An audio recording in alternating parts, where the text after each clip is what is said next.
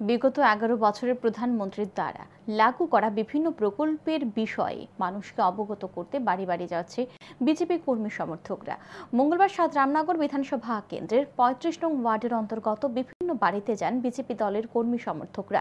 এদিন বিজেপির কর্মী সমর্থকদের সাথে ছিলেন বিজেপি সদর জেলা শহরাঞ্চল কমিটির সহ সভাপতি অসীম ভট্টাচার্য, কর্পোরেটর তুষারকান্তি ভট্টাচার্য সহ অন্যান্যরা। অসীম ভট্টাচার্য এদিন বাড়ি বাড়ি গিয়ে সাধারণ মানুষকে বিগত ১১ বছরে কেন্দ্র সরকার দেশের মানুষের জন্য কি কি প্রকল্প চালু করেছে সেই বিষয়ে অবগত করেন।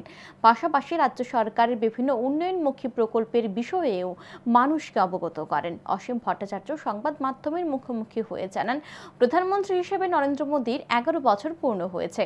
এই সময়ের মধ্যে তিনি দেশের জন্য যে সকল উন্নয়নমুখী কাজ করেছেন তা মানুষের সামনে তুলে ধরতে বাড়ি বাড়ি গিয়ে জনসম্পর্ক অভিযান করা হচ্ছে।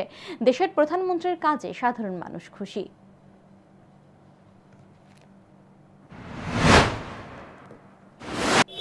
আপনারা জানেন যে দেশের যশস্বী প্রধানমন্ত্রী নরেন্দ্র মোদীজি ১১ বছর প্রধানমন্ত্রী হিসেবে ওনার কার্যকাল সম্পন্ন করেছেন কিছুদিন আগে।